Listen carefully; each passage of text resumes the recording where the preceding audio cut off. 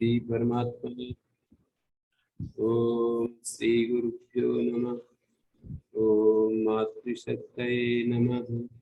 ओम असतो मा सद्गमय तमसो मा ज्योतिर्गमय मृत्योर्मामृतं गमय। ओम शांति शांति शांति। उपनिषद कक्षा 223 छांदोग्य उपनिषद की कक्षा 64 और सत्यकाम जाबाल विद्या था। और कल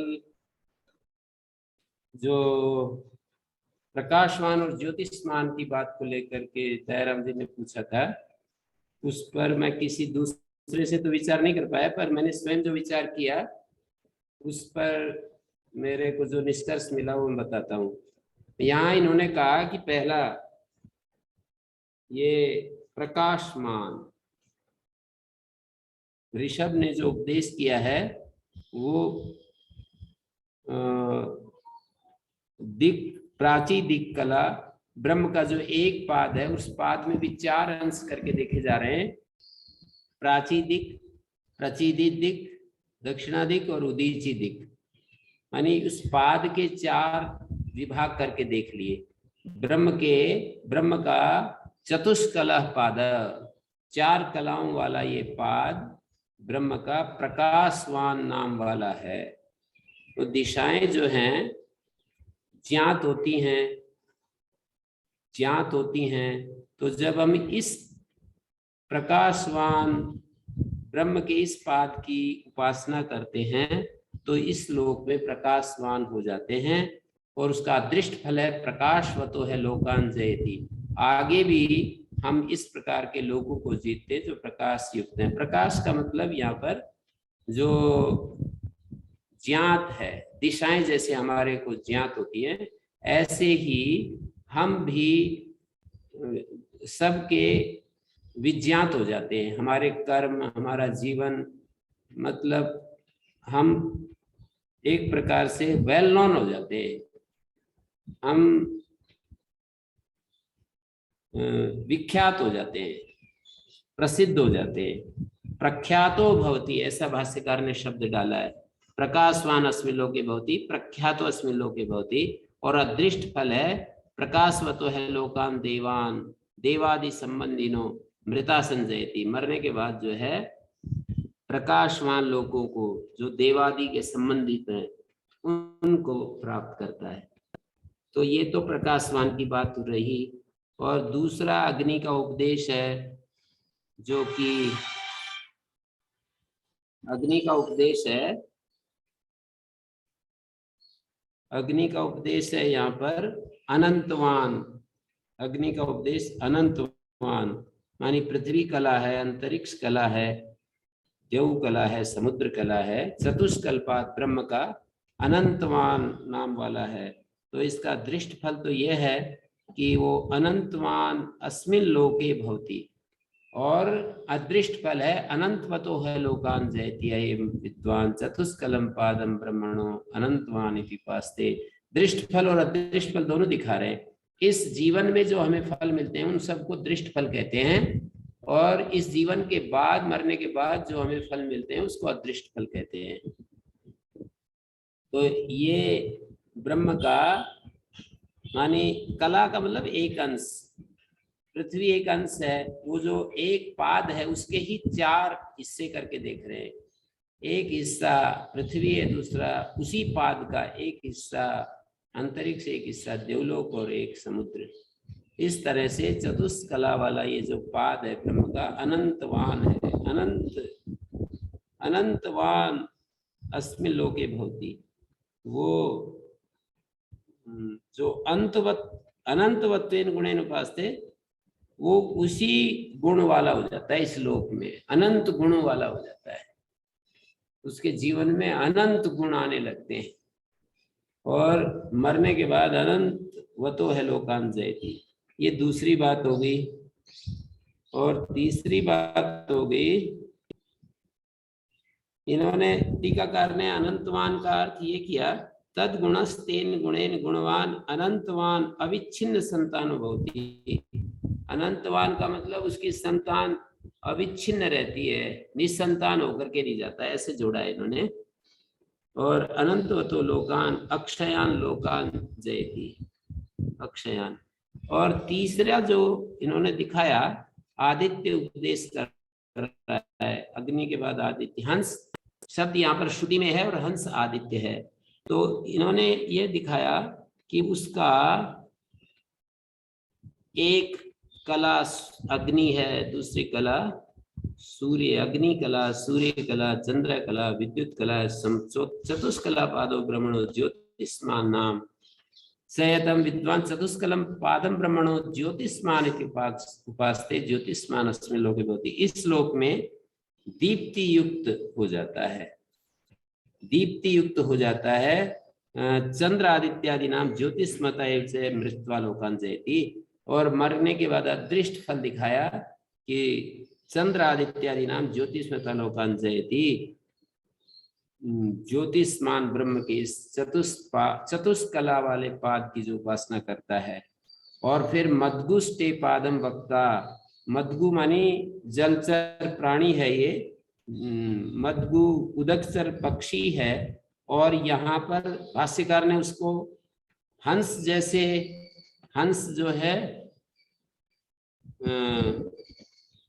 हंसो भी मदगुष्टे पादम वक्ता इति उपराम, हंस ने जो है चुप हो गया कि प्राण तुमको अगले पाद की व्याख्या करेगा। इधर तो मदगु जो होता है वो जलचर प्राणी है, और अब संबंध से भाष्यकार कहते हैं प्राण, यहाँ पर मदगु का अर्थ लेना चाहिए।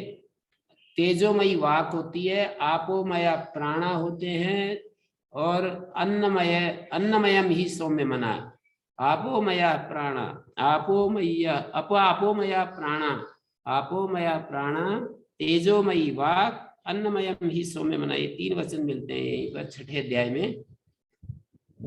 तो यहाँ पर मदगु शब्द जलचर प्राणी का उपलक्षण होता हुआ प्राण पर पहुंच रहा है। जैसे हंस जो है आदित्यवाचक, ये प्राण पर पहुंच रहा है। और इन्होंने कहा कि यह आयतमान हो जाता है, जैसे मन हमारा सब करणों को अपने में समेट लेता है, तो इसी तरह से वो आश्रयवान हो जाता है जो इसकी उपासना करता है। आयतनवान आश्रयवान अस्मिन लोके भवति, आयतनवतः लोकान जयति। और मरने के बाद जो अदृष्ट फल है। और इसमें एक बात तो ये समझनी है, वो भी मैं आ रहा हूँ, एक बात ये समझनी है कि एक किसी एक पाद की उपासना नहीं, ये तो चारों पदों को मिलाकर के उपासना होती है। ये तो एक एक पाद, कोई एक पाद की उपासना करे तो उससे काम नहीं चलेगा, चारों पादों की सम्मिलित उपासना है ये, उसका ये यहाँ पर विशेष रूप से ध्यान देने की बात है। एक एक पाद की उपासना की बात नहीं है, सारे पादों की समुदित उपासना है ये। पाद चतुष्टयानुधानम समुचितम एका विद्या, एक विद्या एक उपासना यहाँ पर कही गई है। और उसका फल भी संघृत्य एक विद्या फलत्वेन, एक विद्या फल के रूप में उसका समझना चाहिए। एक एक उपादन से कृतार्थ अहेतुत्वात् आचार्य उपदेश सार्थता। और अंत में जाकर, हाँ तो बीच में मैं एक बात कह देता हूँ, अभी ज्योतिष्मान और अनंत, इसमें प्रकाशवान में क्या अंतर है। दीप्ति के साथ में ज्योति का संबंध जोड़ा। जैसे मैं बहुत ज्यादा मैं ध्यान देता हूँ इस बात पर कि एक व्यक्ति बहुत ज्यादा शक्तिशाली है, शरीर में अपार बल दिखाई देता है, पर उसके चेहरे पर ज्योति नहीं दिखाई देती। शरीर में इतना बल जो 2-2 क्विंटल वजन उठा देते हैं, और इतना ज्यादा मतलब इतना अधिक, जैसे बॉक्सर टाइप जो होते हैं कितने, पर उनके चेहरे पर बड़ी क्रूरता आ जाती है एकदम से, कि कोई भी सौम्यता का, दीप्ति का कोई चिन्ह नहीं दिखाई देता। और रमण महर्षि जैसे लोगों को देखिए आप, कैसा उनमें कोमलता, मैं तो कभी कभी उनके चित्र को ही देखता रह जाता हूँ, बस ऐसे मतलब ऐसे लगता है कि घंटों तक इसके सामने बैठे रहे बस। इतनी कोमलता, इतना उनमें दया, करुणा, इतना प्रेम। तो ये है ज्योतिष्मान का मतलब, कि जो ब्रह्म के इस रूप की उपासना करता है वो ज्योतिष्मान हो जाता है। उसके चेहरे पर एक अलग आभा आ जाती है, अलग प्रकार की ज्योति प्रदीप्त हो जाती है, ज्योति जगमगा उठती है। और प्रकाशवान का मतलब उसके कर्मों की सुगंध चारों तरफ फैलने लगती है, वो प्रसिद्ध हो जाता है। उसके कर्मों की जो महक है वो सब तरफ फैलने लगती है, ये प्रकाशमान है। इसमें बोलिए कुछ ना समझ में आया हो तो अभी मैं आगे एक और बात बताने जा रहा हूँ, इसमें कुछ पूछिए अपने। जी गुरु जी, थोड़ा स्पष्ट मैं बोलूं गुरु जी? हाँ जी।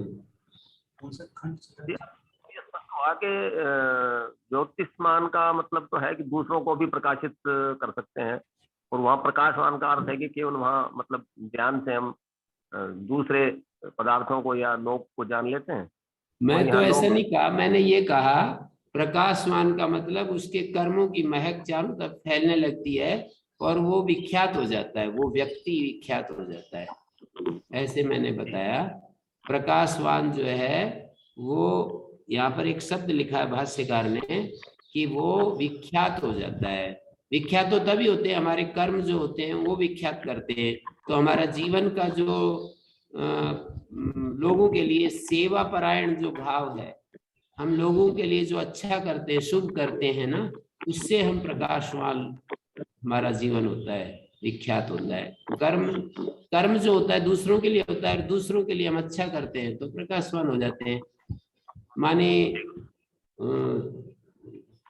विख्यात हो जाते हैं, हमारा जीवन विख्यात हो जाता है, प्रकाशवान हो जाता है। हम एक एक चीज को हम जब अपना जीवन का आधारी बना लेते हैं, अपने कर्म का क्षेत्री बना लेते हैं, तो उस क्षेत्र में हमारी कीर्ति बढ़ती चली जाती है। जैसे मैं मान लो व्याकरण अच्छा जानता हूँ तो सबको पता लग जाता है धीरे धीरे कि भाई ये व्याकरण अच्छा जानते हैं। तो अभी मैं उपनिषद पढ़ता रहूंगा तो कुछ दिन में ऐसा हो जाएगा कि सबको ऐसा लगेगा कि उपनिषद की कोई चर्चा करनी हो तो भाई इसके साथ कर लो, ये काफी दिन से इस विषय में लगा हुआ है। तो ये प्रकाशवान है। और ज्योतिष्मान हमारे हमारी जो दीप्ति है ना, दीप्ति युक्त हो जाते हैं, हमारा हमारा जो चेहरा इतना सौम्य हो जाता है, इतना कोमल हो जाता है कि हमारे चेहरे से वो सहजता, सरलता और एक ब्रह्म भाव अपने आप ही प्रकट होता रहता है। ये मैंने कहा। अब इसमें कुछ शंका हो तो बताइए। जी इसमें कोई शंका नहीं, सही, अच्छा समझ में आया, धन्यवाद। और अब मैं एक बात कहूंगा कि मेरे से किसी ने पूछा था कि ये ऋषभ उपदेश दे रहा है, आदित्य उपदेश दे रहा है, मधु उपदेश दे रहा है, ये क्या उपदेश हुए? तो ये आचार्य से आगे कहा ना, देखिए वो जब आचार्य ने प्रथम दर्शन किया उसका सत्यकाम का, हारिद्रुमत गौतम ने जब इनको देखा तो ब्रह्मविद सौम्य भाषी, कि सौम्य तुम तो ब्रह्मविद जैसे दिखाई दे रहे हो, तुमको किसने उपदेश दिया, ऐसे पूछा।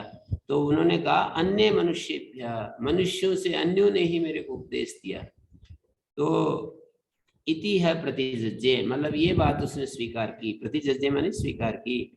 भगवास्तु एवं मे कामे ब्रूयात्। अब मतलब आपका काम क्या रह गया है, मेरी जो कामना है उसके निमित्त मम कामे मम इच्छायाम ब्रूयात् किम अन्य रुक्तेन, मतलब औरों ने क्या कुछ कह दिया मेरी इच्छा में, अब आप अपनी सम्मति प्रकट कीजिए। मैं जिस तरह से, जिस दिशा में मैं आगे बढ़ा हूं ना, वो ठीक दिशा है। मतलब मैं ऐसे समझता हूँ कि उपदेश तो हमें क्षण क्षण मिलते रहते हैं, हमारे अंदर आते रहते हैं भाव अच्छे अच्छे। आचार्य से उसका समर्थन लेकर के हम केवल उसकी पुष्टि चाहते हैं, अगर ये ठीक है क्या। आचार्य हमको बस इतना ही करता है कि हाँ तुम्हारी दिशा ठीक है, चलते रहो। वो अपनी स्थिति बता दी कि मेरे अंदर, मतलब मानो कि ऋषभ उपदेश दे रहा है उनको, ऐसा उसके अंदर प्रतीत हुआ।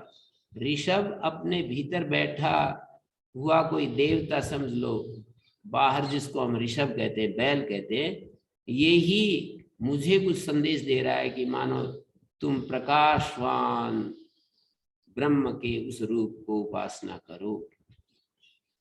और आदित्य मुझे कुछ संदेश दे रहा है, प्राण मुझे कुछ संदेश दे रहा है, और ये मुझे जो है प्राण, आदित्य और अग्नि मुझे कुछ संदेश दे रहा है। इस तरह से ये संदेश तो उसको प्राकृतिक इन शक्तियों से प्राप्त हो रहे हैं, मानो कि ये कुछ कह रहे हैं मुझे। इस तरह से सत्यकाम का चित्त सेवा करते करते शुद्ध हो गया, निरंतर निष्काम भाव से वो सेवा कर रहा है। उसके परिणाम स्वरूप उसके चित्त में इतनी निर्मलता आ गई, और उस निर्मल चित्त में अपने आप ही ये जो ऋषभ है, अग्नि है, जो उनकी अग्नियों की साधना करता था, और जो प्राण तत्व है हमारे भीतर, और जो आदित्य निरंतर आकाश में देखता है, तो आदित्य उसको कुछ संदेश दे रहा है, और ये प्राण उसको संदेश दे रहा है, ऐसा उसको प्रतीत हुआ। फिर वो कहते हैं कि कामे तू, ये जो आखिरी मंत्र का जो अगला भाग है, लास्ट पोर्शन है ना, भगवान तू एवं में कामे ब्रूयात्, मेरी इच्छा में आप अपनी मोहर लगाइए, मेरी इच्छा के निमित्त आप अपनी बात कहिए। और उन्हें तो जो कुछ कह दिया। तब ये कहते हैं सुतम एवं में भगवत दृशेभ्या, मैंने आप जैसे लोगों से ही सुना है कि आचार्य से जो विद्या प्राप्त होती है वो बहुत ही विशेष होती है। आचार्य से जो आई हुई जो विद्या होती है ना, वो साधिष्ठ माने साधुतमत्व प्राप्त होती, वो साधुतम भाव को प्राप्त होती है। तो आप ही बोलिए। तब आचार्य बोले, वो तामेव दैवतैरुक्ताम विद्या, उन देवताओं ने जो कहा था ना, तस्मई है एतद्वाच अत्र है न किंचन भी आए, मोहर लगा दी उन्होंने अपनी, आचार्य ने मोहर लगा दी कि यहाँ कुछ बचा नहीं, देवताओं ने जो तुम्हें उपदेश दिया है ना वो पूरा है, बस उसको स्वीकार कर लो, उसमें स्थिर हो जाओ। तो हमारे अंदर कुछ अच्छे अच्छे भाव आते हैं, और हम अपने आचार्य के सामने जिनके प्रति जिनको हम पूर्ण पुरुष जैसा देखते हैं, उनके सामने अपनी बात रखते हैं, और वो हमारे को समर्थन देते हैं, असमर्थन देते हैं, या क्या करते हैं, वो उसको हम ध्यान से सुनते हैं। तो यहाँ तो जैसे उन्होंने कहा ना कि आप ही, और उन्हें क्या बताया इसको छोड़ें, ठीक है मेरे को और उन्हें ये सारे उपदेश दिए। भगवान तु एव में कामे ब्रूयात्, मेरी जो मम इच्छा, मम कामना क्या है, मेरी कामना तो यही है कि मेरी कामना तो यही है कि मैं जो है, मैं जीवन में उत्कर्ष को प्राप्त करता जाऊं निरंतर, यही मेरी कामना है। तो मेरी इस कामना में आप ही प्रमाण है। मैंने सुना है आप जैसे लोगों से कि आचार्य से पाई हुई जानी हुई विद्या साधिष्ठम प्राप्त बने साधुतमत्व प्राप्त होती, साधुतमत्व को प्राप्त करती है, माने साधुतम होती है। तो आप ही बताइए। तो आचार्य ने बताया कि यहाँ तो कुछ भी नहीं बचा है, जो आपने सीखा है वो बिल्कुल पूर्ण है। तो मोहर लगा दी ना, तो बस वो विश्वस्त हो गए कि मैंने जो सीखा है। और ये देखिए विचित्र बात है ये कि वो गायों की सेवा कर रहा है, और गायों की सेवा करते करते क्या हो गया, गायों की सेवा करते करते क्या हो गया कि वो उन्होंने बहुत ज्यादा, उनके मन में पवित्रता आ गई है, श्रद्धा आ गई है उनके मन में। और वो श्रद्धा जो उनके मन में आई, तो उस श्रद्धा ने ही उनको, उनके भीतर ही भीतर ये उपदेश जो है ना प्रवाहित होता चला गया।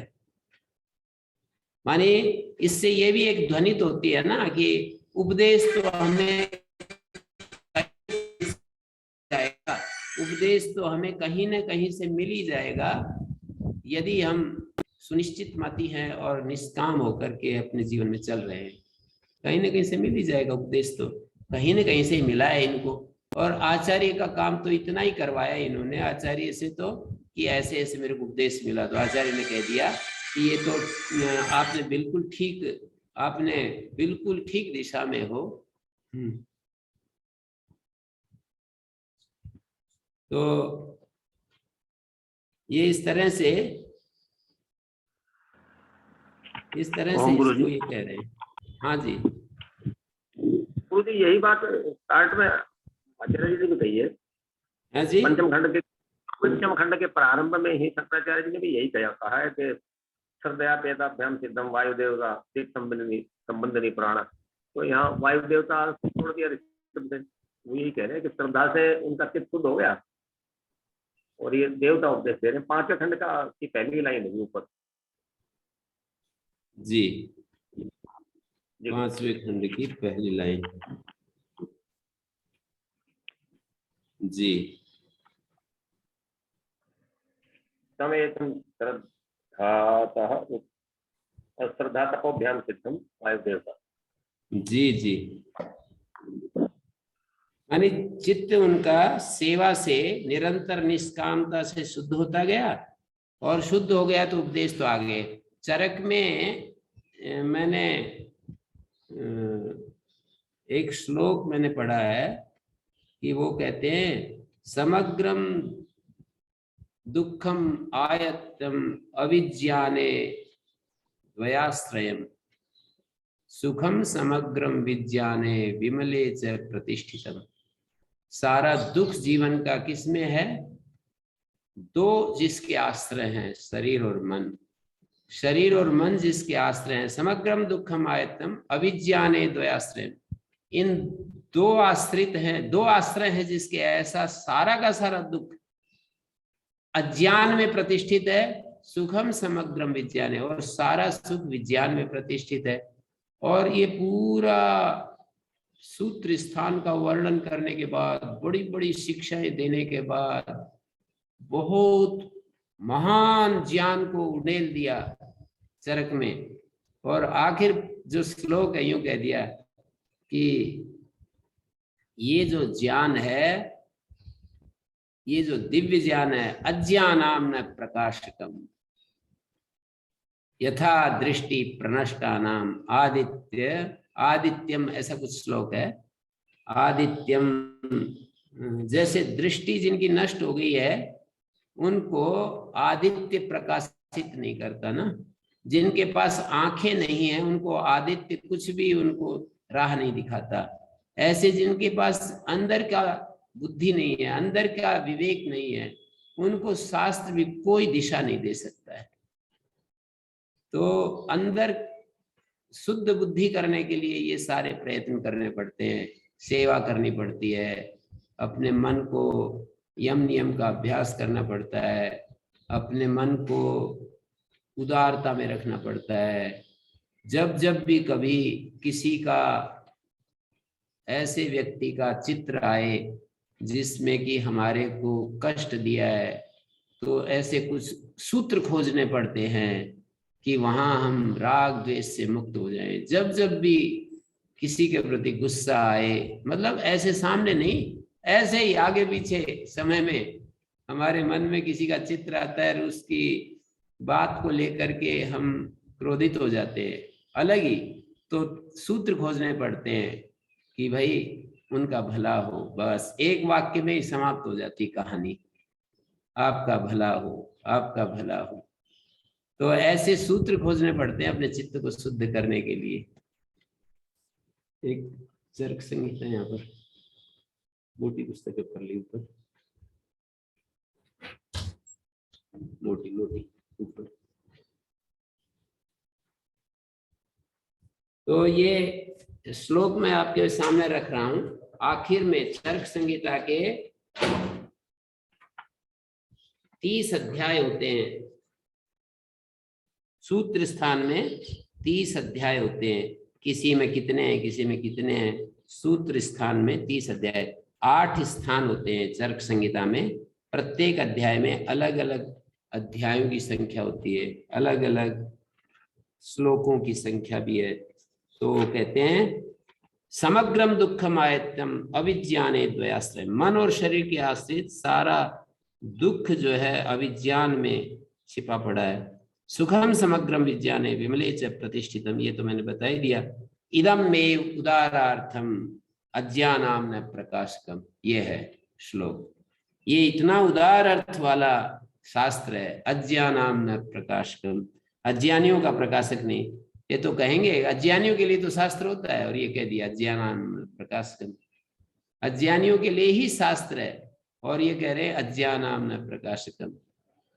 शास्त्रम, ये शास्त्र जो है अज्ञानाम न प्रकाशकम। उदाहरण दे दिया, दृष्टि दृष्टि प्रणष्टा नाम यथैवादित्य मंडलम, जैसे जिनकी आंखें नहीं है जिनके पास, शास्त्रम दृष्टि प्रणष्टा नाम यथैवादित्य मंडलम, जैसे आदित्य मंडल जो होता है कुछ भी नहीं कर सकता जिनके पास आंखें नहीं है, तो शास्त्र भी उनके लिए कुछ भी नहीं कर सकता है जिनके पास अंदर की रोशनी नहीं है। अंदर की रोशनी आती है, पढ़ने से नहीं आती, वो तो सेवा से आती है, वो निरंतर श्रद्धा से, तप से आती है, तपश्चर्या से आती है, सद्भाव से आती है, सारे अस्तित्व के प्रति सद्भाव रखने से आती है। वो दृष्टि के इनसे पढ़ाई से नहीं आती, उसके अलग साधन है, अलग उपाय है उस दृष्टि को पाने के लिए। तो शास्त्रम दृष्टि प्रणाष्टा नाम यथैव आदित्य मंडलम, कितने अच्छे तेजस्वी शब्द हैं। पहले अध्याय के अंतिम श्लोक है ये, नहीं पहले सूत्र स्थान का 30वें अध्याय का अंतिम श्लोक है ये। इदम एवं उदारार्थम अज्ञानाम न प्रकाशकम, ये इतना उदार अर्थ वाला शास्त्र है, पर अज्ञानियों को कुछ भी लाभ नहीं देगा। शास्त्रम दृष्टि प्रणष्टा नाम यथैव आदित्य मंडलम, जैसे आदित्य मंडल कुछ भी लाभ नहीं देता। तो मानी हमें अंदर की आंखें प्राप्त करने के लिए हमें निश्चित रूप से वो करना पड़ेगा, हमें कुछ उपाय अनुष्ठान करने पड़ेंगे, और वो उपाय यही है, उसका उन उपायों का नाम ही तपश्चर्या है। उन उपायों का एक नाम निष्काम कर्म है या सेवा है। उन उपायों का एक नाम यम नियम का व्यवहार में अभ्यास करना है। उन उपायों का नाम मानी सबके प्रति प्रेम भाव रखना, अहिंसा व्रत का धारण करना है, सबका भला हो, सर्वे भवन्तु सुखिना। इन सब उपायों से हमारे अंदर वो अंदर की रोशनी आने लगती है, और फिर निश्चय होने लगता है जो शास्त्र कहते हैं। और हम शास्त्र को पढ़ते चले जाएं और अंदर हमारा चित्त शुद्ध ना हो, तो ये सारा व्यर्थ चला जाता है। मेरे ख्याल में अभिप्राय शास्त्र का समझ में आया होगा, इस कथा का भी समझ में आया होगा। और इस कथा में जो अंतिम शब्द इन्होंने लिखे हैं वो बड़े महत्वपूर्ण है, कि आपने उपदेश जो पाया है मनुष्य से अलग, जो दैवी शक्तियों से, मानी दैवी शक्तियां मनुष्य की तरह उपदेश थोड़ी देती हैं। ये जो आदित्य है या प्राण है या अग्नि है, ये इस स्थूल भाषा में उपदेश थोड़ी देती है। ये तो हमारे भीतर ही वो प्रकाश होता है, कि मानो अग्नि मुझे उपदेश दे रहा है इस समय, मुझे ऋषभ मुझे ये उपदेश दे रहा है। मुझे अग्नि ने अगले का नाम ले दिया, ऋषभ ने अग्नि का नाम ले दिया, अग्नि ने हंस का नाम ले दिया, हंस ने प्राण का नाम ले दिया। तो एक उपदेश के बाद दूसरा, जैसे वो उसमें आता है ना विदुर नीति, विदुर नीति में धृतराष्ट्र विदुर से उपदेश सुनता चला जा रहा है, मेरे को और सुनाओ। विदुर बोले कि मेरे पास जो था मैंने सुना दिया, अब ज्यादा आपको सुनना है तो सनत सुजात का नाम ले दिया और कहा सनत सुजात से सुनो। तो धृतराष्ट्र फिर सनत सुजात को बुलाते हैं और उनसे उपदेश लेना शुरू करते हैं। माने विदुर नीति जिसको कहते हैं, विदुर और धृतराष्ट्र का संवाद है। जैसे श्रीमद् भगवत गीता भगवान श्री कृष्ण और अर्जुन का संवाद कहा जाता है, तो महाभारत संवाद शैली में बहुत सारे कथानक हैं जो दो दो व्यक्तियों के संवाद वहां प्रस्तुत किए हैं। नल दमयंती का, सत्यवान सावित्री का, ऐसे संवाद हैं बहुत सारे। तो वहां पर पूरा विदुर का और धृतराष्ट्र का वहाँ चर्चा चलती है, पूरा उपदेश देते रहते हैं, वो भी खूब पूछते जाते हैं, अंत में तृप्त नहीं होते कि और मुझे सुनाओ, मैं अभी तृप्त नहीं हो रहा हूँ। तो बोले मैं तो खाली हो गया, अब आपको ज्यादा सुनना है तो उनसे सुनो, सनत सुजात से सुनो। सनत सुजात के पास को उनको बुलाया जाता है, सनत सुजात ऋषि हैं, उनको बुलाया जाता है और उनसे फिर वो उपदेश लेते हैं। तो इसी तरह से यहाँ ऋषभ ने उपदेश दे दिया और बोले ज्यादा उपदेश अब तुम्हें अग्नि देगा, और फिर अग्नि की वो उपासना करता है तो अग्नि उपदेश देता है। अग्नि उपदेश देता है मनुष्य की भाषा में नहीं, भीतर ही उसको ऐसे अनुभव होता है, ऐसे वो उपदेश प्रकट होता है उसके भीतर। फिर अग्नि कहता है कि अब अगला उपदेश हंस देगा, तो वो हंस की उपासना करता है कि हंस कहता है कि ये ऐसा ऐसा है, ये जो है सारा अस्तित्व जो है ना।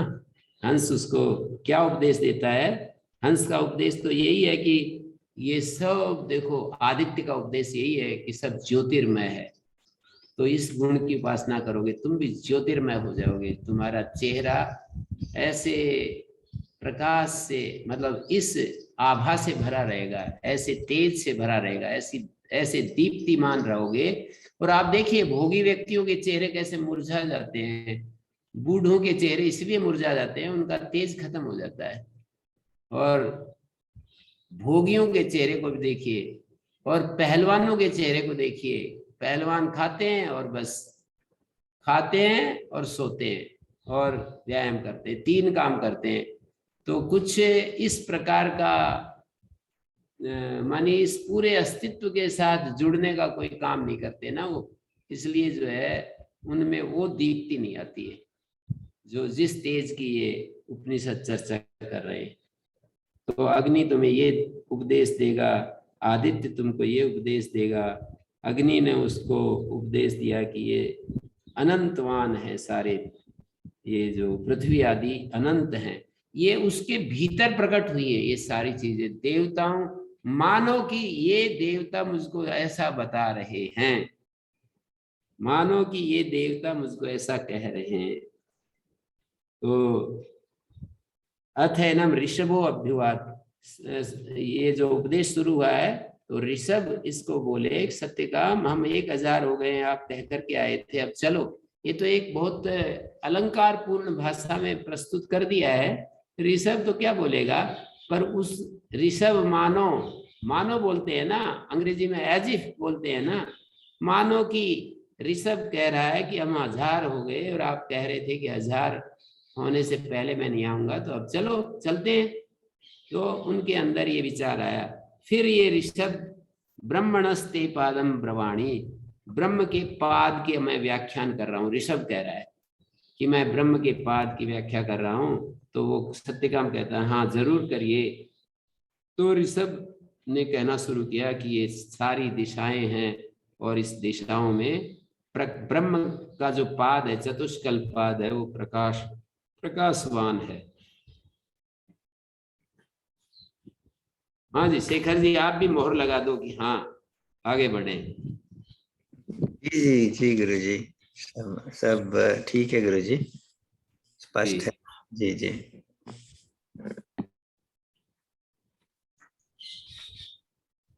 अब ये उपकौशल विद्या आ रही है।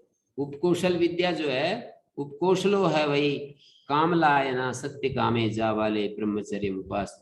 ये जो हारिद्रुमत गौतम के पास सत्यकाम जापाल आचार्य बन गए, अब उनका एक गुरुकुल हो गया और वो आचार्य बन गए।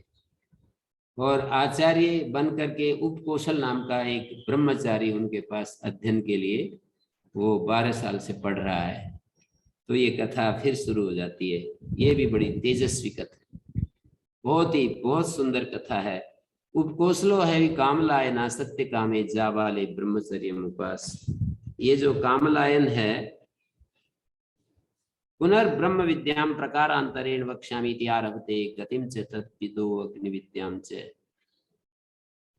ब्रह्म विद्या की प्रकारांतर से कहूंगी, श्रुति ऐसा विचार कर रही है। आरभते गतिम वक्ष्यामि इति आरभते, गतिम च तद्विदो, और उस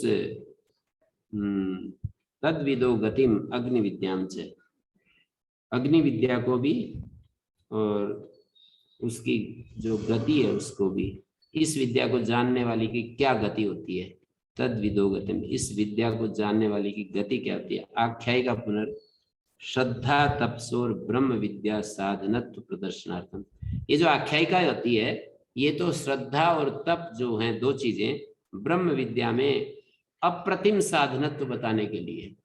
हमारे गुरुजी नूरगढ़ वाले कहा करते थे, वो तैत्तरीय उपनिषद की वो तपसा ब्रह्म विजिज्ञासस्व तपो ब्रह्म, बार बार ये कहते थे कि तप से ब्रह्म को जानो, तप ही ब्रह्म है, तप कारण है और ज्ञान कार्य है। तपसा ब्रह्म विजिज्ञासस्व तपो ब्रह्म, तप ही साक्षात ब्रह्म का रूप है, तप से ब्रह्म को जानो।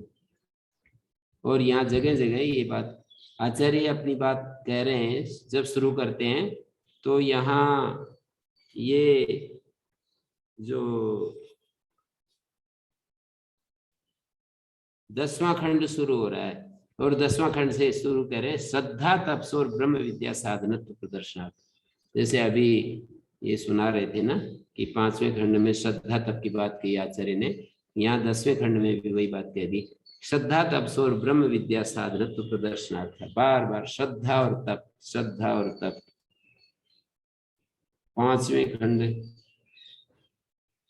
5वें खंड के आरंभ में ये दिया ना, तम एतम श्रद्धा तपोभ्याम सिद्धम वायु देवता, श्रद्धा और तप से सिद्ध हुआ जो वायु देवता है वो दिक् संबंधिनी तुष्टा, दिक् संबंध से तुष्ट है। तुष्टा सती ऋषभम अनुप्रविश्य, ऋषभ में घुस करके और ऋषभापन्न होकर के अनुग्रह पूर्वक एनम ऋषभो अभ्युवाद अभ्युक्तवान, इसको ऋषभ बोले। और वो आगे बताया ऋषभ का क्या स्वरूप है।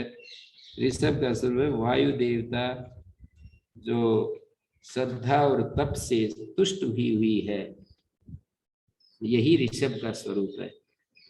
मतलब ऋषभ का स्वरूप है वायु देवता का प्रसन्न होना। फिर वो बोले, वो कहाँ बोले, कैसे बोले, अपने भीतर ही जैसे वो होता है ना, कहते हैं मोहम्मद साहब को आयत उतरी थी वहाँ, ये मुस्लिम लोग कहते हैं ना कि मुस्लिम ये क्या बोलते हैं, कुरान की आयतें उनको इल्हाम हुई, उनको ऊपर से उतर गई। तो ऐसे ही ये सत्यकाम के अंदर ये वायु देवता के रूप में ये संदेश उसके अंदर प्रकट हुआ। तो हमारे वैदिक ऋषियों के को भी देखा जा सकता है कि उनके अंदर जो चीजें प्रकट हुई हैं वो उन्होंने देखी हैं, मतलब उनके देखने में आई वो चीज, उन्होंने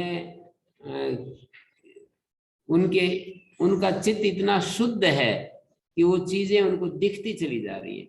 और जब वो दिखती हैं तो भाषा उसका माध्यम होता है, तो भाषा में उसकी अभिव्यक्ति होती है, तो भाषा के साथ वो चीजें प्रस्तुत कर दी जाती है। तो उपकोशल कामलायन, कामलायन का मतलब होता है कमलस्य पत्यम कामलायना। उपकोशल उसका नाम है। सत्यकामे जाबाले, सत्यकाम जाबाल के पास में ब्रह्मचर्य धारण किया। और आप देखिए इन सब कथाओं में कैसे कैसे विचित्र वो वर्णन कर रखा है। अब ये सत्यकाम जाबाल बाहर चला जाता है, सत्यकाम जाबाल की पत्नी इनको कहती है कि ब्रह्मचारी इतने दिन से तपस्या कर रहा है, इसको कुछ इनको भी मतलब समावर्तन कर दो, ये अपने आगे बढ़े। और उनको अनसुना करके बाहर निकल गए और उसको ना बताते हैं ना कुछ कहते हैं, वो लगा हुआ है, उसको कुछ उपदेश भी नहीं देते, वो बेचारा लगा हुआ है। तो स्वयं सत्यकाम के साथ भी यही हुआ, 1000 गायें तक वो जंगल में घूमता रहा और उसने ज्ञान तो उसको मिल गया, प्राकृतिक रूप से मिल गया, पर उन्होंने पृष्ठभूमि तैयार कर दी उसके लिए कि भाई तुम ऐसे ऐसे करो, एक रास्ता दिखा दिया, ऐसे ऐसे करो हो जाएगा। अब आजकल क्यों नहीं होता? आजकल उतनी श्रद्धा तप है ही नहीं किसी में कि कोई भी, मतलब किसी भी, ना कोई उसको गुरु में विश्वास होता है, ना उसको स्वयं में इस तरह का तपस्या और श्रद्धा का भाव होता है। तो कि बस अपने आप ही हम ज्ञान प्राप्त कर लें, आचार्य से तो केवल मोहर लगवा लें कि जी ये चल रहा है मेरा और ये ठीक है क्या। तो यहाँ कौशल कामलायन सत्य कामे जावाले ब्रह्मचर्य उपवास तस्य है 12 वर्षाणी अग्निन परिचचार, 12 वर्ष तक अग्नियों की सेवा की। स है इसमें अग्नि सेवा का मतलब होता है संविदा लाना, मंत्र पढ़ना और उसको आहुति देना और ये सब जो है करते रहना, जो जो परंपरा में उनको बताया गया। सहस्म अन्यान अंतेवासिना समावर्तयन, स मानी सत्यकाम जावाल जो थे वो अन्य अंतेवासियों को तो समावर्तन कर दिया। तम है स्मय नैव समावर्तयति, लेकिन एक उपकोशल को जो है छोड़ दिया, इसका समावर्तन नहीं किया। तो तम जाया हुआ। सत्यकाम की श्रीमती जी ने कहा कि तब तो ब्रह्मचारी इतना तप कर रहा है, बिल्कुल एकदम से इसने अपने आप को तपा दिया है। तब तो ब्रह्मचारी कुशलम अग्निन परिचचार, कुशलम अग्निन परिचचारी, बड़े अच्छे से अग्नियों की सेवा की है। मात्वाग्नया परिप्रवोचन प्रब्रूहि अस्मैति, मात्वा अग्नया परिप्रवोचन, मात्वा अग्नया, मात्वा अग्नया, मात्वा अग्नया, ये दूसरा मंत्र है।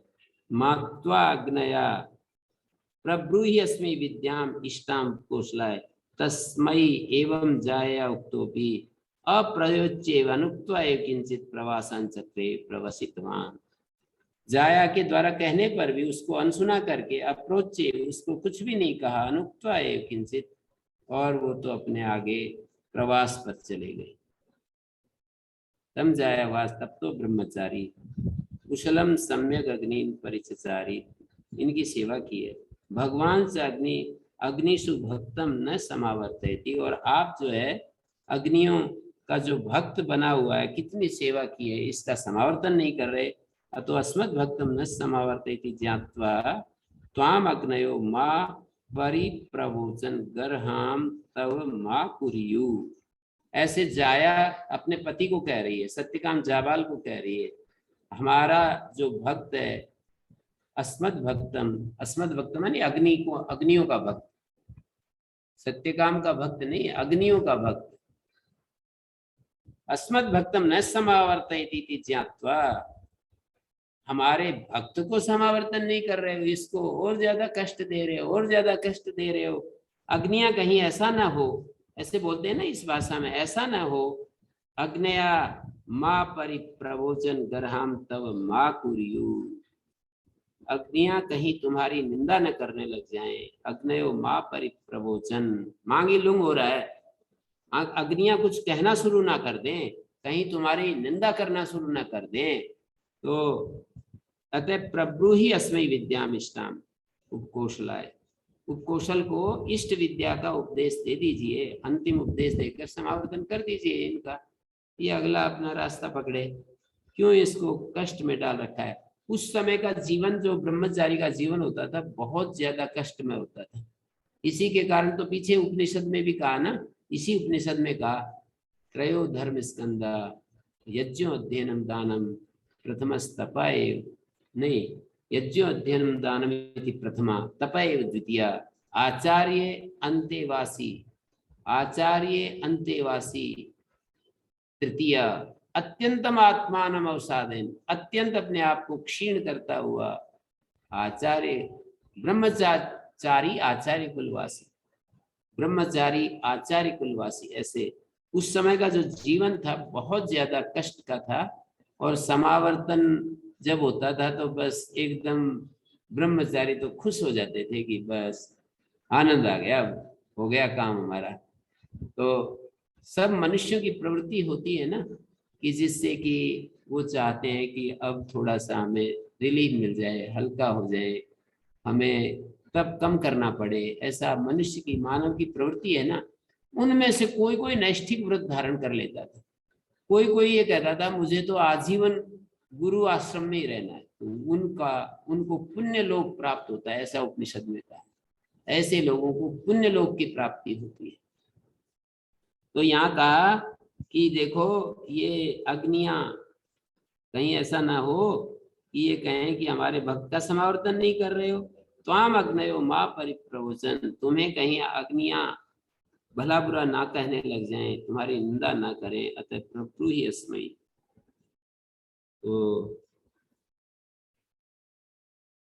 तो यहाँ पर अब वो जो है क्या किया, सह व्याधिना अनसितुम दध्रे।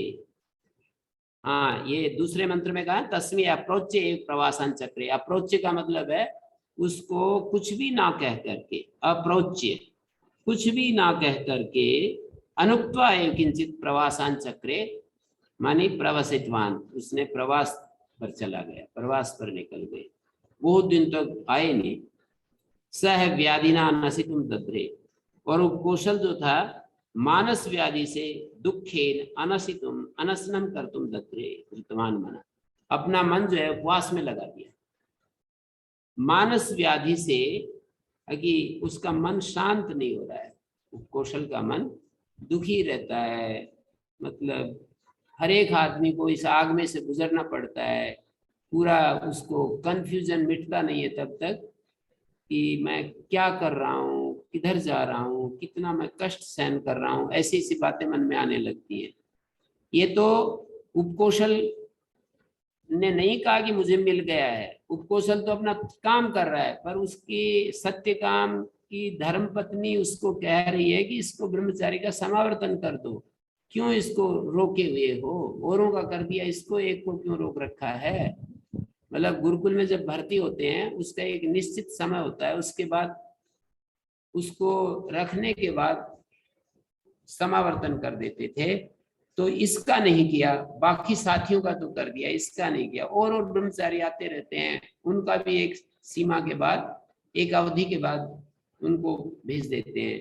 तो उन्होंने कहा कि इसका क्यों नहीं कर रहे हो, जैसे 12 साल का बच्चा आया और 12 साल तक वो फिर यहाँ पर गुरुकुल में रहा, 24 साल का हो गया, फिर कहते थे कि इनको अब घर भेज दो समावर्तन करके, सबको भेज दिया, कौशल को नहीं भेजा। और ग्रुप आता रहता है, अन्य अन्य ग्रुप को रखते रहते हैं, इसी तरह से चलता रहता था गुरुकुल का क्रम।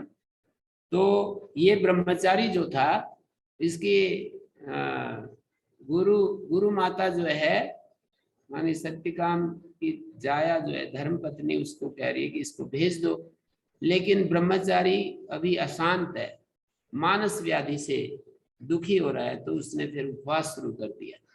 मतलब भोजन बहुत कम भोजन करना भी अनशन में ही आता है। अनसितुम दध्रे, बहुत कम खाना शुरू कर दिया।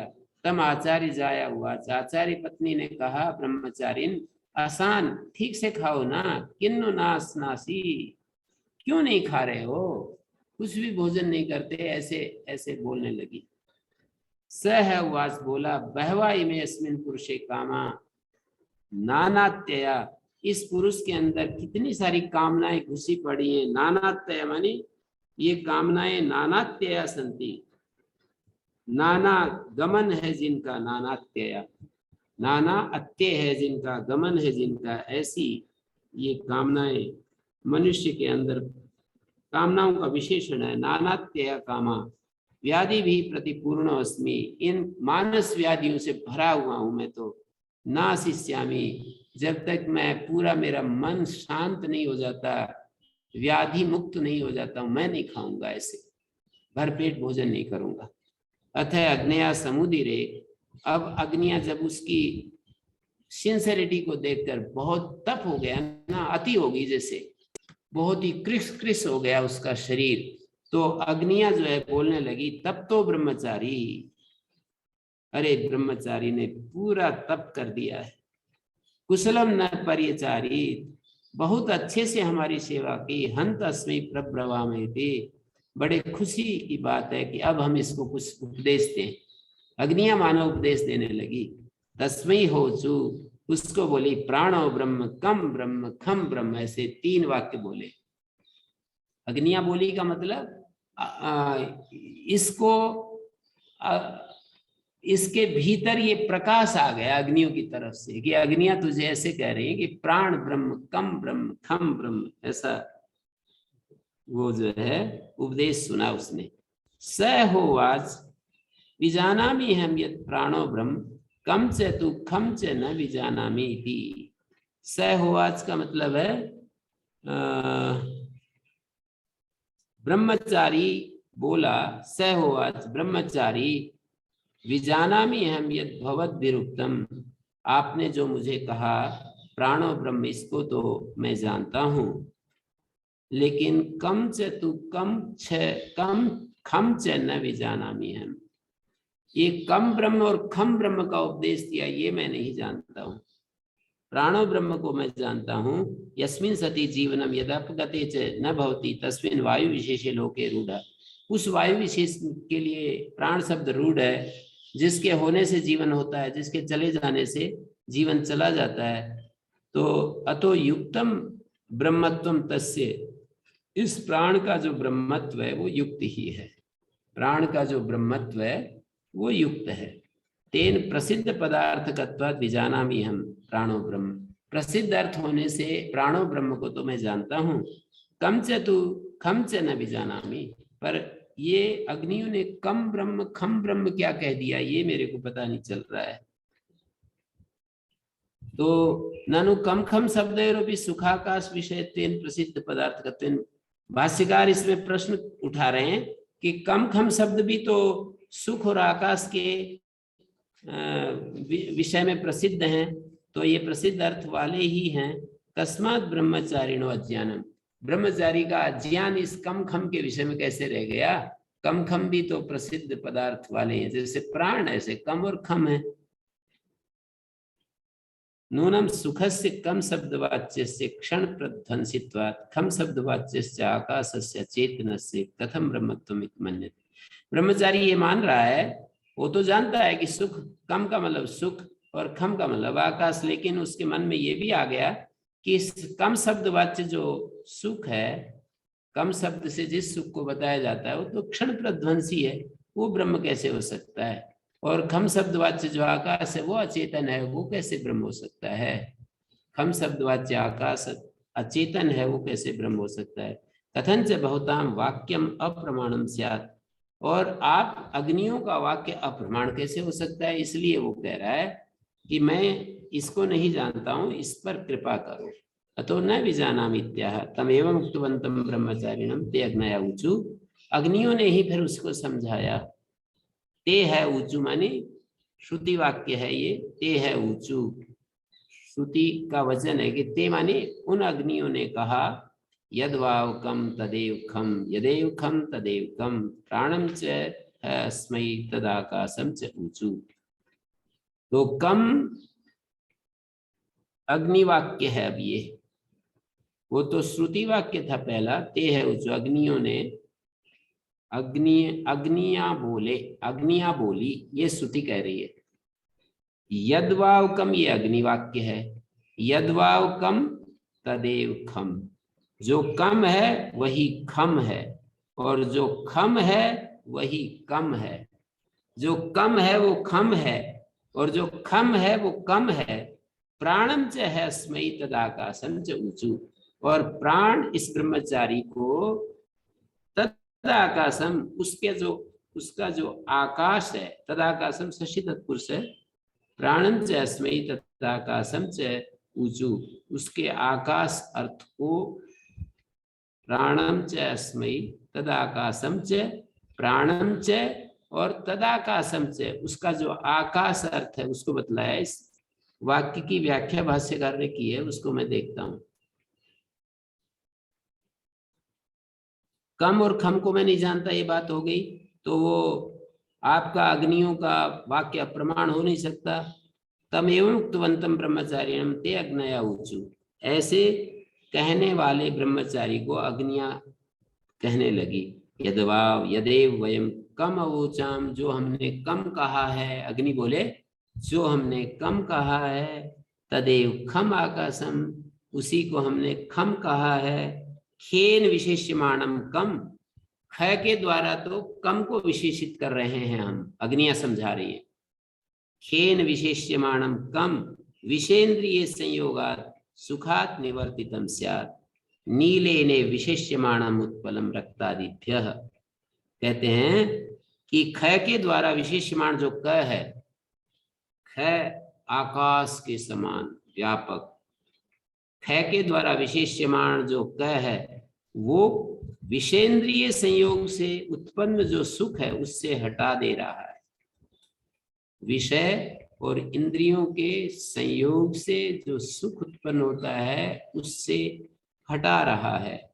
विषेन्द्रिय संयोग जात सुखात निवर्तितम स्यात्, नीले ने विशेष्यमाण उत्पलम रक्तादिभ्यः। जैसे हम कहें नीलम उत्पलम, नीलम नीलम उत्पलम, तो नील के द्वारा जब हम उत्पल को विशेष्यमाण करते हैं तो रक्तादि से उसको हटा दिया जाता है।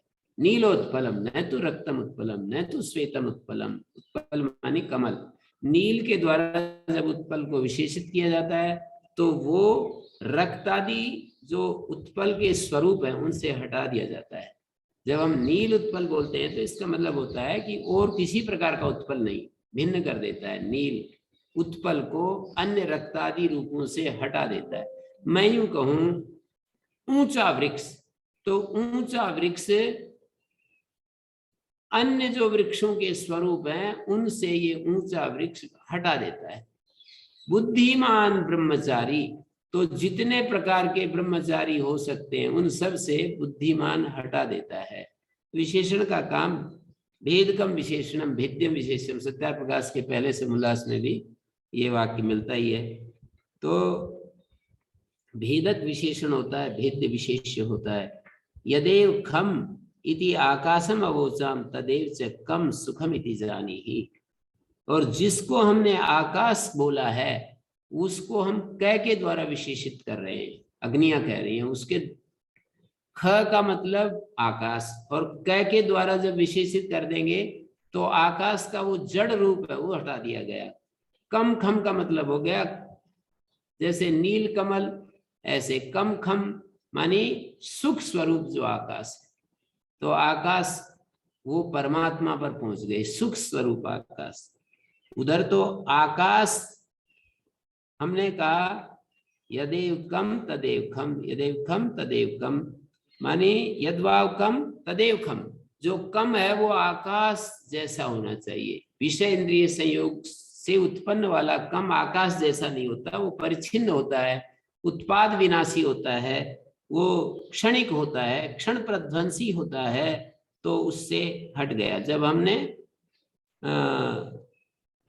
खेन विशेष्यमाणम कम खम आकाशम इत्येवं केन विशेष्यमाणम खेन विशेष्यमाणम कम, ख के द्वारा विशेषित किया जाता हुआ क उस सुख से हट गया जो कि परिच्छिन्न है, जो कि क्षण प्रध्वंसी सुख है। विषय इंद्रिय संयोग से आंख को रूप को देखने से सुख होता है, त्वचा को स्पर्श कोमल स्पर्श से सुख होता है, जीवा को अच्छा भोजन स्वादिष्ट भोजन से सुख होता है, नासिका को अच्छे गंध से सुख होता है, और शब्द कानों को अच्छे अच्छे कोमल शब्दों को सुनने से सुख होता है। ये सब हट गए। ख के द्वारा जब क को विशेषित किया तो वो सब हट गए। और उधर जब हम क के द्वारा ख को विशेषित किया तो जड़त्व हट गया, आकाश का जड़त्व हट गया। यदेव खम इति आकाशम अवोचम तदेव च कम सुखम इति च एवं च सुखेन विशेष्यमाणं खम भौतिकात् अचेतनात् खात् निवर्तितम। सुख के द्वारा जब ख को विशेष किया तो भौतिक अचेतन आकाश से वो हटा दिया गया। नीलोत्पलवदेव सुखम आकाशम आकाशस्थम नेतरथ लौकिकम, सुख युक्त जो आकाश, न कि इतरथ लौकिक। आकाशम च सुखाश्रयम, और आकाश कैसा है? सुख है आश्रय जिसका, सुख है आश्रय जिसका, नेतरथ भौतिकम। आकाश कौन सा है? सुखाश्रयम आकाशम, सुख है आश्रय जिसका, ऐसा आकाश, ना कि कोई भौतिक दूसरा जड़। ननु आकाशम चेत सुखेन विशेषयितुम इष्टम इष्टमस्तु अन्यतर देव विशेषम यद्भावकम तदेवकम इति अतिरिक्तम इतरत। तो कह रहे हैं यदि ऐसा ही करना है, आकाशम चेत सुखेन विशेषयितुम इष्टम, आकाश को यदि सुख से विशेषित करना अभिष्ट है, तो अन्यतर देव विशेषणम, एक विशेषण काफी है, आप दो विशेषण क्यों लाए? यदेव कम तदेव खम, ये अतिरिक्त पड़ गया। आप आकाश को सुख से विशेषित कर दीजिए। आप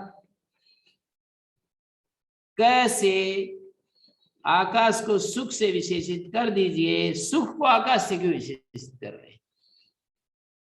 इतरत अन्यत यदेव खम तदेव कम, पूर्व विशेषणम व, या वो विशेषण जो एक विशेषण हो गया उसी को समझ लीजिए। तो कह रहे हैं ननु सुखाकाश उभयोरपि लौकिक सुखाकाशाभ्याम व्यावृत्ति रिष्टा इति अवोचाम। हमने बताया ना कि सुख और आकाश दोनों को विशेषण, दोनों को विशेष इसलिए बना रहे हैं कि लौकिक सुख भी चलता रहता है, उससे हटाना चाहते हैं, और भौतिक आकाश चलता रहता है, उससे हटाना चाहते हैं।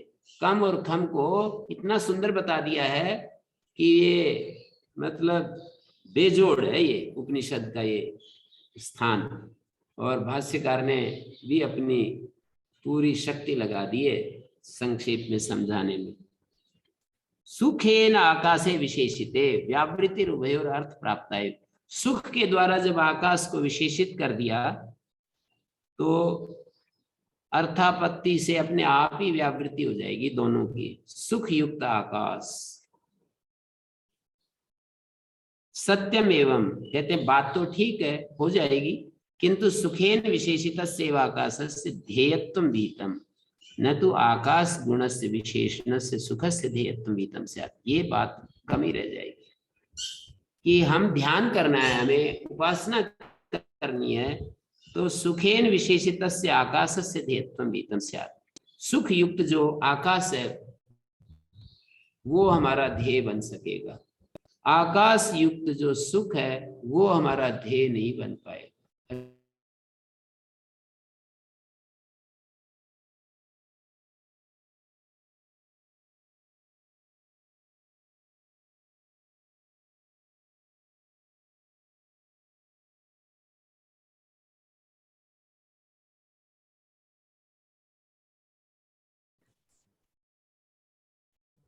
अच्छा, अब 1 मिनट के लिए बंद हो गया था आवाज।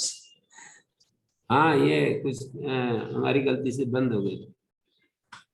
तो ये अभी आचार्य दशम खंड खत्म समाप्त हो गया मतलब हैं? दशम खंड समाप्त हो गया। हाँ, 10वें खंड हो रहा है, पर भाष्यकार ने ये जो कहा कि एक ही विशेषण डाल देते, दो क्यों डाला? सुख युक्त आकाश ही कह दो या आकाश युक्त सुख ही कह दो, दो क्यों कर रहे हैं? तो उन्होंने कहा सुखेन आकाश विशेषते व्यावृत्ति उभयोर अर्थ प्राप्त है। अर्थापत्ति से तो दोनों की व्यावृत्ति हो जाती है ना, सुख युक्त आकाश मानी परमात्मा। तो बोले हाँ ठीक है, लेकिन सुखेन विशेषित आकाश, सुख विशिष्ट जो आकाश है वो हमारा ध्येय बनेगा, उपासना का ध्येय जो है वो बनेगा। आकाश गुण से, आकाश का गुण जो विशेषण सुख है वो ध्येयत्व नहीं हो पाएगा। आकाश का गुण जो सुख है, क्योंकि विशेष्य तो आकाश है, सुख युक्त आकाश, आकाश ध्येय बनेगा।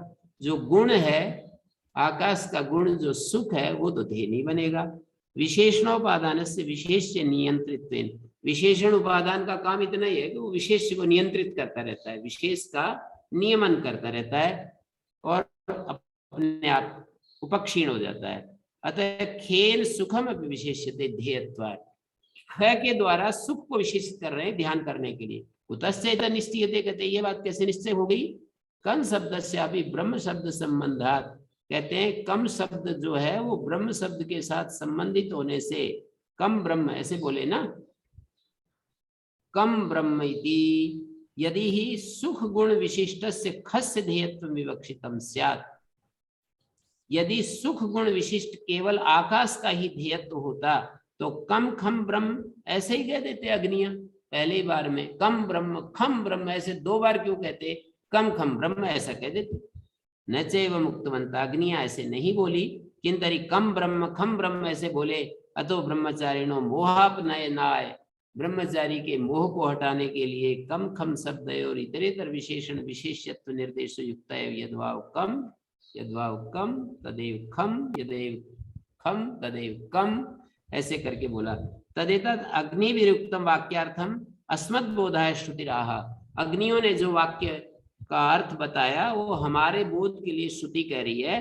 प्राणम च अस्मै ब्रह्मचारिणे तस्य आकाशः तदाकाशः, ये षष्ठी समास है।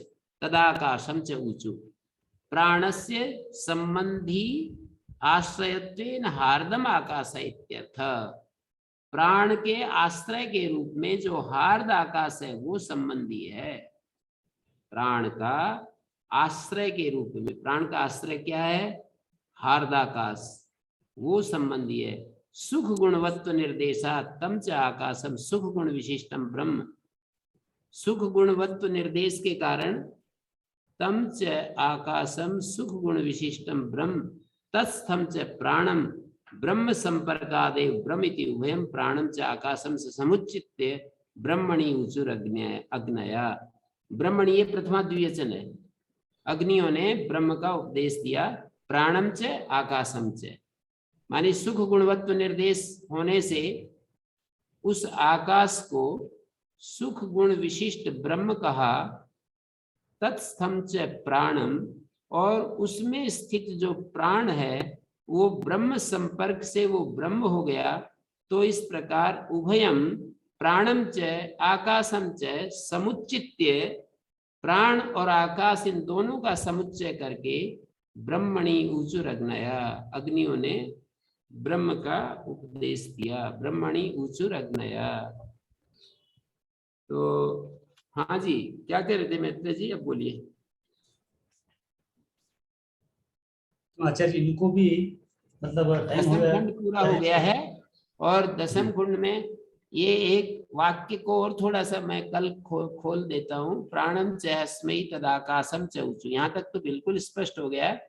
कम यदेव यद्वाव कम तदेव खम, यदेव खम तदेव कम, प्राणम च हस्मै ब्रह्मचारिणे तदाकाशम च ऊचु अग्नया।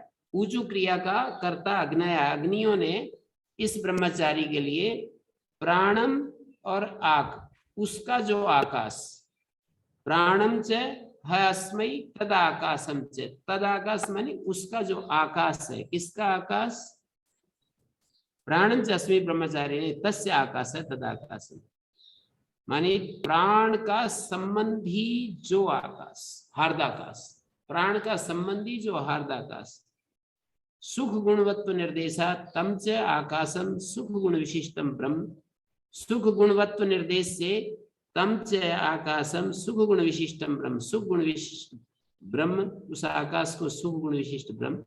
तत्स्थम च प्राणम, और उस आकाशस्थ हार्दाकाशस्थ जो प्राण है उसको ब्रह्म संपर्क से ही ब्रह्म कह दिया, प्राण को ब्रह्म संपर्क से ब्रह्म कह दिया। इस प्रकार दोनों का समुच्चय करके श्रुति ने, अग्नियों ने बता दिया। प्राणं च आकाशं च समुच्चित्ते, प्राण और आकाश ये इनका समुच्चय करके बता दिया कि ये ब्रह्म रूप है। हार्दाकाश हृदय आकाश में जो प्राण है और तदाकाश उसका जो आकाश है, किसका आकाश? तद आकाश, प्राण का संबंधी जो आकाश। तदाकाश में जो तत् शब्द है वो प्राण का वाचक है। प्राण को और प्राण के आकाश को अग्नियों ने बता दिया, ब्रह्मचारी को प्राण को बता दिया, प्राण का संबंधी आकाश को बता दिया। ये तदाकाशम का मतलब प्राण के संबंधी आकाश को बता दिया। हाँ जी बोलिए।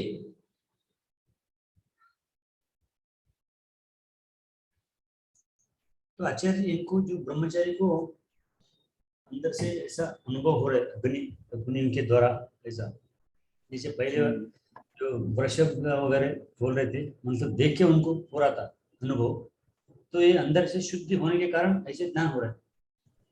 इसका अर्थ यही निकालना जी। तब किया ना, भूखा रहने लगा, बिल्कुल एकदम अति कर दी और तड़पता रहा, कि मेरे को जो है ब्रह्म ज्ञान चाहिए, मेरे को जीवन को धन्य करने वाला ज्ञान चाहिए, ये कामनाओं की अग्नि जो मेरे भीतर धधक रही है शांत होनी चाहिए, ऐसे उनके अंदर जो भाव उठ रहे हैं ना, तो वो सारे ब्रह्मचारी को उधर ले जा रहे हैं कि मैं अपने जीवन को कामना मतलब इस व्याधि से मुक्त करना चाहता हूँ, ऐसा वो कह रहा है। तो वो तीव्र उपदेश दिया संवेदना। कि ये तुम्हारे भीतर ही है, कम ब्रह्म खम ब्रह्म प्राणम ब्रह्म। ये जो प्राण है माने प्राण का संबंधी जो आकाश है प्राण के रूप में, और ये कम खम ये सब जो है तुम्हारे भीतर ही है, बाहर की तृष्णाओं को छोड़ दो, तुम्हारे भीतर ही है वो सब, ऐसे उपदेश दे दिया। तीव्र संवेगानाम कह सकते हैं। है जी, तीव्र संवेगानाम। तीव्र संवेगा नाम आसन्न हो गया।